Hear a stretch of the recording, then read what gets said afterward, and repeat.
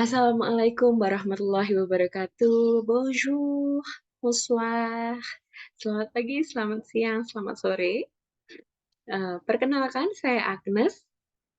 Hari ini kita bertemu lagi di perkuliahan linguistik general. Baik, sebelum kita memulai pada hari ini, kita akan mengingat kembali mengenai RPS kita yang telah saya bagikan beberapa waktu yang lalu. Nah, pekan ini kita ada di pertemuan ketujuh. Nah, pertemuan ketujuh itu kita akan membahas apa sih? Sesuai dengan janji saya sebelumnya, kita akan membahas mengenai satu tokoh yang sangat terkenal, yang sering dibicarakan, yang dia sering dikutip pemikirannya, yang sering dipakai pemikirannya untuk membahas masalah-masalah fenomenal. Siapakah dia? Nanti kita akan bahas dia ya.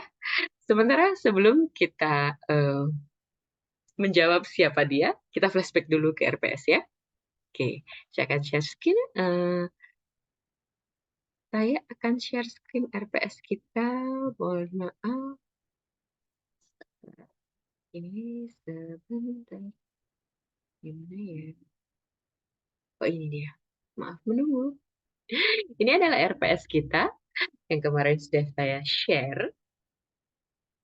Nah, di RPS kita ini, sub CPMK pada pertemuan ketujuh kita itu adalah mampu menjelaskan hakikat, pengertian, sifat, dan fungsi bahasa, serta teori-teori dalam linguistik. Nah, kita sudah membahas mengenai hakikat dan pengertian bahasa, sifat dan fungsi bahasa sudah. Teori-teori linguistik oleh sebagian linguis terkenal sudah. Nah, sekarang kita akan membahas, ini ada sub CPMK yang ketujuh, yaitu dikotomi yang dikemukakan oleh Ferdinand de Saussure. Siapa sih Ferdinand de Saussure itu? Nah, kita akan bahas nanti ya. Nah, turunan dari CPMK yang tadi yaitu mampu mendeskripsikan dikotomi yang dikemukakan oleh Ferdinand de Saussure. Jadi nantinya capaian yang diharapkan dalam pertemuan ketujuh ini yaitu Anda dapat menjelaskan atau mendeskripsikan dikotomi yang dikemukakan oleh Ferdinand de Saussure. Nah, kita nanti akan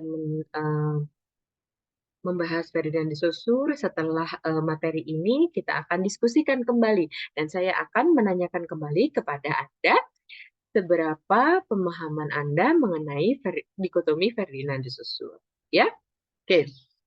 Baik, kita stop share RPS kita. Oh iya, karena sekarang adalah pertemuan ketujuh, maka pertemuan selanjutnya yaitu UTS ya. Mengenai kisi-kisi UTS, kita akan bahas di luar video. Nah, baik, sesuai janji saya, kemarin kan kita sudah membahas mengenai fungsi bahasa ya, oleh beberapa tokoh-tokoh terkenal seperti Halidai, kan, Rida Laksana, dan lain sebagainya. Nah, sekarang kita masuk ke pemikiran atau lebih khususnya dikotomi Ferdinand de Saussure. Karena banyak sebenarnya pemikiran beliau, namun yang akan kita bahas sekarang adalah dikotomi beliau terkait keilmuan bahasa atau linguistik. Nah, ini adalah materi kita pada hari ini. Nah, inilah beliau. Inilah beliau, Ferdinand de Saussure. Nah, ganteng ya si Pak Saussure ini ya. Oke, ganteng beliau. Karena apa? Beliau pria tuh. Kumisnya tebal kayak Adam Suseno. Tapi bukan itu yang akan kita bahas pada kali ini. Bukan itu topik utama dari kita. Bukan kumisnya Ferdinand de Saussure, tapi pemikiran-pemikiran beliau. Ya, oke. Nah, ini dia. Ferdinand de Saussure itu siapa? Kenapa kok kita harus tahu? Kenapa kita harus kenal Ferdinand de Saussure, ya kan? Beliau adalah bapak linguistik modern. Banyak sekali pemikiran-pemikiran beliau yang hingga saat ini menjadi grounded teori eh, penelitian-penelitian, em, baik itu eh, peneliti, linguis, ataupun pendidik. Nah, Bapak linguistik modern ini eh, besar di Swiss. Beliau adalah berkebangsaan Swiss. Beliau terkenal dengan kuliah dan juga buku. Sebenarnya ini bukan buku dia ya. Murid-muridnya mengumpulkan kuliah-kuliah beliau, kemudian dijadikan sebuah buku yang berjudul Cours de la Linguistique Générale. Nah, sebelum adanya kuliah-kuliah beliau ini, linguistik atau bahasa itu dikaji secara diakronis. Misalnya dalam kajian linguistik historis komparatif. Jadi untuk mengetahui misalnya perkembangan bahasa dari waktu ke waktu, misalnya seperti itu, ya kan? Atau untuk mengetahui apakah bahasa A dan bahasa B, misalnya bahasa Indonesia dengan bahasa Melayu Malaysia itu, apakah dia itu satu rumpun atau tidak. Zaman dahulu itu seperti itu. Nah, setelah adanya kuliah beliau, kuliah Ferdinand de Saussure, dikenallah kajian bahasa secara sinkronis. Apa itu bahasa sinkronis? Secara sinkronis nanti kita akan jawab ya. Nah, Bapak Ferdinand de Saussure ini, yang belajar bahasa Prancis pasti tahu ya, Saussure itu adalah sepatu ya kan. Nah, makanya kita lebih ingatnya karena oh siapa Bapak Bapak linguistik modern Bapak Saussure? Ferdinand de Saussure. Nah, inilah beberapa pemikiran beliau yang fenomenal yang hingga saat ini dipakai untuk menjadi grounded research. Grounded teori dalam beberapa research. Banyak sekali research. Nah, strukturalism.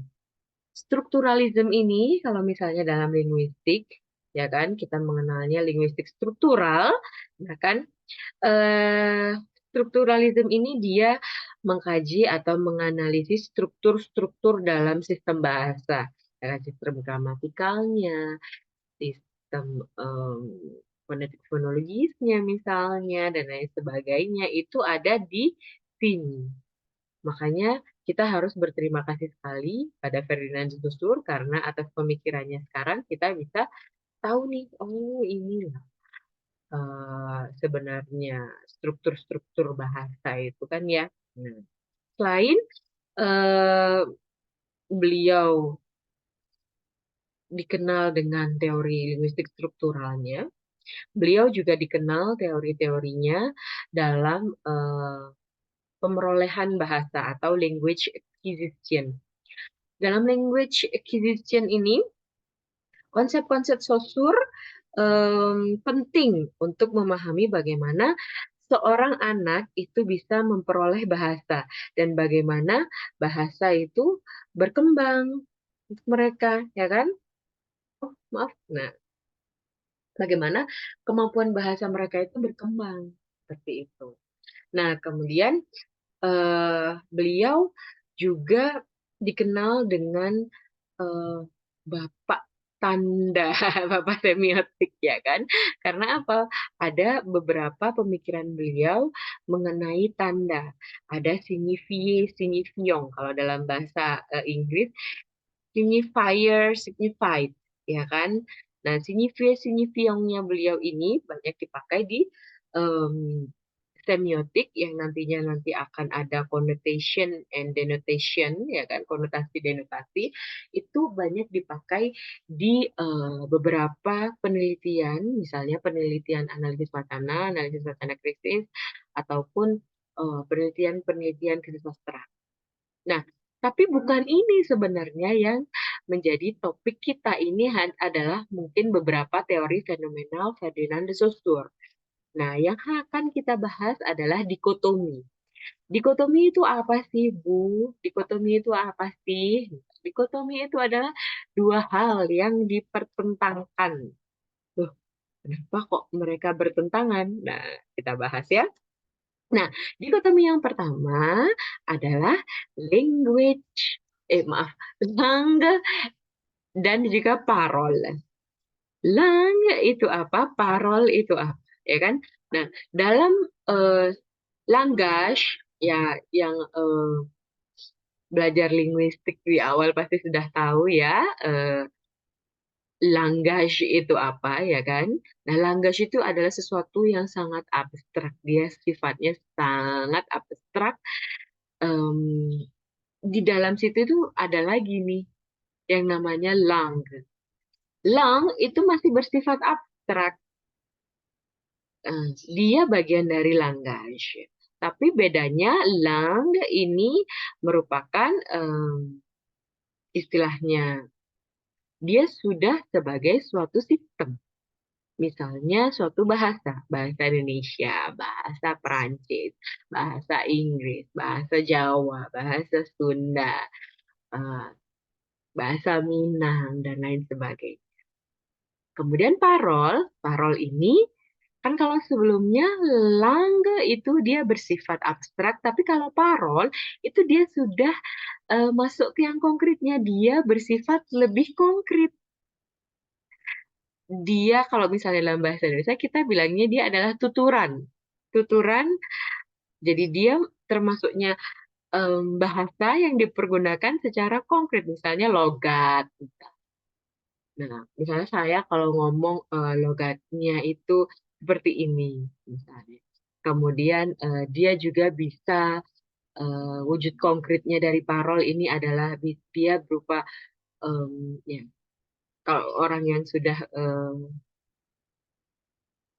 belajar bahasa pasti tahu ya tuturan atau bahkan perkataan, kan.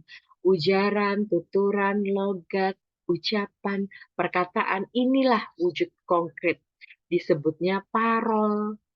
Nah, kenapa kok ini bertentangan? Ya, karena yang satu bersifat abstrak, yang langi itu bersifat abstrak, sedangkan parol dia bersifat konkret. Inilah dikotomi yang pertama. Dikotomi yang kedua adalah kajian sinkronis dan diakronis. Apa sih ini kok kronis-kronis ini? Apakah ini hubungannya sama penyakit, Bu? Tidak, ya. Kajian sinkronis yaitu upaya untuk mempelajari, mengkaji, atau meneliti bahasa pada satu waktu tertentu saja.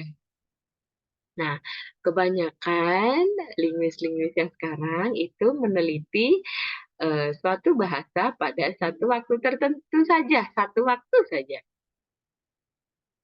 Nah, sedangkan diakronis itu adalah upaya untuk mempelajari, mengkaji, atau meneliti bahasa dari waktu ke waktu. Nah, biasanya yang diakronis ini adalah sifatnya eh, sejarah, bersifat sejarah gitu. Walaupun tidak semuanya.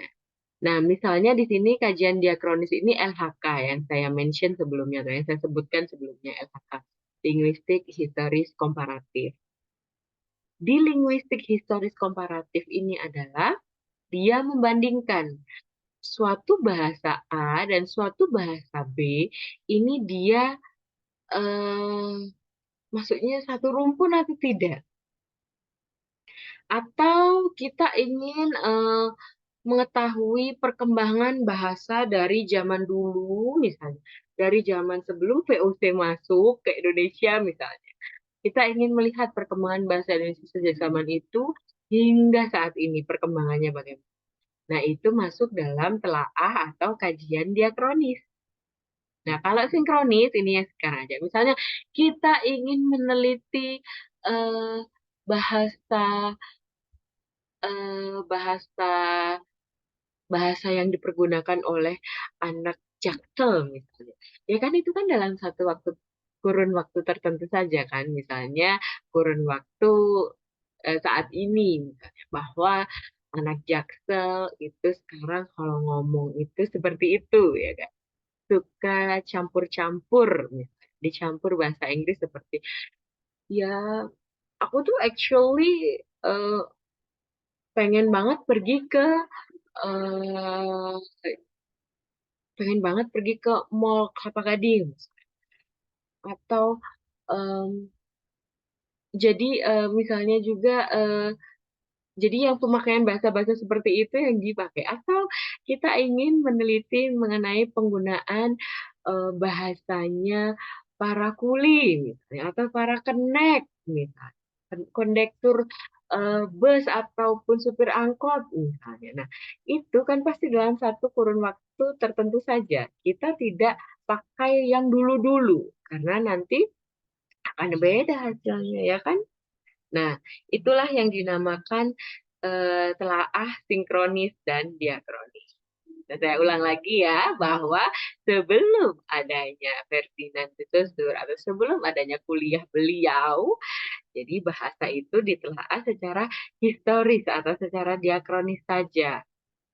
Nah, setelah adanya pandangan yang dikemukakan oleh Ferdinand de Saussure, suatu bahasa dapat dideskripsikan, dapat ditelaah tanpa harus melihat sejarahnya.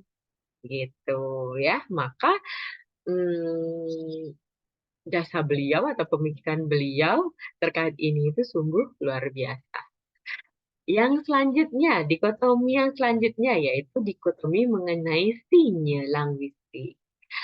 Apa itu sinye-linguistik? Adalah tanda bahasa. Kalau dulu, pas waktu awal, saya sudah menjelaskan kan di pertemuan-pertemuan sebelumnya bahwa bahasa itu adalah sistem tanda bunyi ya, kan ada tandanya tuh di situ ya kan. Nah, maka di sini kita akan bahas tuh tanda bahasanya. Tanda bahasa itu ada dua, yaitu ada signifiant dan ada signifié. Kata Pak Susur begitu. Ya. Nah, apa itu signifiant? Apa itu signifié? Kalau signifiant, ya kan, ini bahasa Perancisnya kita melafalkannya signifiant ya. Signifiant ya, itu penanda atau yang menandai. Sifatnya intralingual, ya kan? Ada di dalam suatu bahasa. Misalnya ujaran ataupun tulisan kursi, meja. Ujaran saya inilah yang signifion. Ujarannya saja, ujaran. Ya, bunyinya atau tulisannya. Ya, seperti itu ya. Nah, sedangkan signifie ini, signifie atau yang disebut dengan petanda atau yang ditandai, sifatnya ekstralingual. Loh, kok ekstralingual, Bu? Iya, karena dia nggak ada dalam satu bahasa itu. Adanya di mana dong? Adanya di sini nih, di benak kita, ya kan? Atau di otak kita. Di benak kita itu ketika misalnya orang melafalkan kursi, kita mendengar atau kita melafalkan ataupun mendengar kursi, maka di benak kita itu kursi itu adalah suatu benda yang biasanya berkaki empat, walaupun tidak selalu ya, yang digunakan untuk duduk, materialnya dapat berupa kayu, plastik, besi, dan lain sebagainya. Nah, itulah signifion, signifie, penanda dan juga petanda. Nah, penanda atau penanda ini nggak akan lengkap kalau tidak ada referongnya. Referong, referen kalau dalam bahasa Indonesia. Atau sesuatu yang dirujuk, merujuk ke benda kursi tersebut, ya. Nah, yang selanjutnya, inilah hubungan antar sinye linguistik. Hubungan antar tanda linguistik. Kalau petanda atau signifie itu dia berhubungan secara langsung, maka garisnya tidak putus-putus seperti ini, langsung, ya kan? Nah, kalau eh, petanda dan juga rujukan, begitu juga pula dengan petanda dan juga rujukan, dia pun garisnya utuh seperti ini, maka hubungannya langsung. Ketika konsep di benak kita itu, dia, oh ya, berhubungannya langsung. Konsepnya misalnya yang kursi tadi, dia adalah benda berkaki empat, digunakan untuk duduk, badannya seperti ini, oke, dia hubungannya secara langsung itu. Bendanya itu, rujukannya itu, ya kan? Rujukannya benda itu. Wujudnya seperti itu. Nah, kenapa kok wujud benda ataupun referong ini hubungannya tidak langsung dengan penandanya? Kenapa? Karena, karena wujud ataupun bendanya itu tidak selalu disebut seperti itu. Misalnya, kursi tadi, bendanya seperti itu ya kan? Bendanya seperti itu. Saya tidak menyebut benda kursi. Bendanya seperti itu tadi, itu tidak selalu disebut kursi. Bisa juga dia disebut chair dalam bahasa Inggris. Bisa juga disebut lain. Misalnya, misalnya dia disebutnya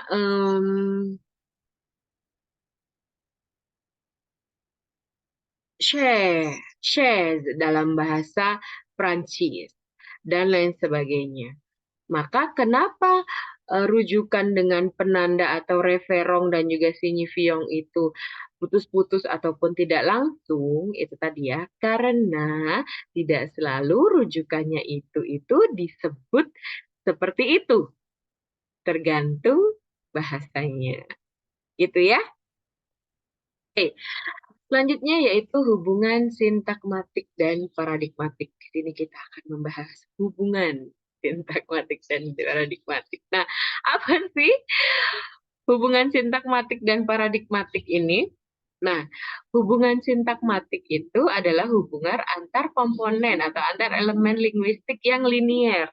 Seperti itu, ya kan? Linier, sejajar ya kan? Sehingga diketahui nih hubungan antar unsur satu dengan unsur yang lainnya. Disebut juga hubungan antar unsur secara horizontal. Horizontal seperti ini ya. Kita lihat nih horizontalnya. Nih, Marie mange un banan. Jadi dalam satu kalimat ini itu terdiri dari Marie, kata Marie, mange une banan. Ya kan? Dalam tataran morfologis, misalnya kata retourner itu terdiri dari awalan atau prefiks re plus kata tourner. Nah, kemudian kata defaire juga begitu terdiri atas awalan d atau prefiks d plus verba faire. Kalau dalam tataran fonologi, kata fair ini terdiri dari atas bunyi atau font F, A, I, R, E. Ya, nah itu adalah hubungan sintakmatik linier. Lanjut, hubungan paradigmatik. Kalau tadi begini, sekarang begini. Nah, hubungan paradigmatik adalah hubungan antar komponen linguistik yang bersifat non-linier, hubungannya vertikal. Frida Laksana menyebutkan bahwa hubungan paradigmatik adalah hubungan antar unsur bahasa dalam tataran tertentu dengan unsur-unsur lainnya di luar tataran itu yang dapat dipertukarkan. Nah, misalnya nih, kalimat yang tadi, Marie mange une banane. Marie mange une banane. Dia, misalnya, dapat dipertukarkan dengan une fille. Misalnya, une fille mange une banane. Nah, apakah Marie saja yang bisa dipertukarkan? Nah, kita lihat. Nah, kan, apakah dia bisa dipertukarkan? Misalnya, bisa dengan apa? Misalnya, dengan kata prend. Prend. Marie prend une banane. Maka maknanya juga kan, ataupun konteksnya itu kan masih sesuai ya. Mange et prend. Sama-sama makan. Ya kan? Marie prend une banane. Marie mange une banane. Nah, banan ini pun dapat dipertukarkan dengan une fruit. Une fruit. Ya kan? Nah, dapat juga eh, yang lainnya. Pokoknya dia eh, intinya mah harus dalam konteks yang sama. Unfi atau Undam. Terserah kalau misalnya dia masih gadis, istilahnya masih belum terlalu berumur, maka bisa kita menggunakan Unfi. Tapi ketika misalnya seperti saya, maka kita bisa pakai Undam dan lain sebagainya. Ya.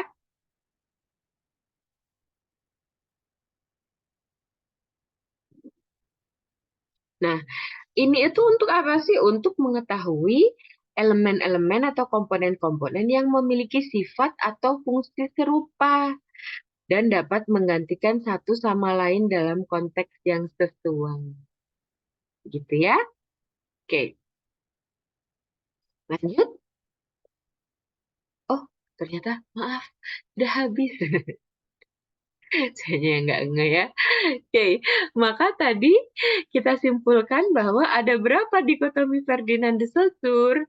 Ya kan? Satu, ada langue et parole. Ya kan? Yang kedua, ada apa? Ada kajian sinkronis dan diakronis. Yang ketiga, ada hubungan sintakmatik dan paradigmatik. Sebelum itu ada sin-nya, katanya. Sin-nya linguistik, ya. Ya kan ada signifiant et signifié. Yang keempat baru ada hubungan paradigmatik, hubungan sintakmatik dan hubungan paradigmatik. Ribet ya. Oke. Baik, materi kita mengenai dikotomi Ferdinand Saussure cukup sekian. Mungkin ada banyak pertanyaan yang harus Anda kemukakan atau yang ada di benak Anda. Apa sih ini, Madam? Contohnya yang lain. Ya, saya biasanya mau dipanggil Madam oleh eh, mahasiswa-mahasiswa jurusan atau prodi bahasa Prancis, ya kan?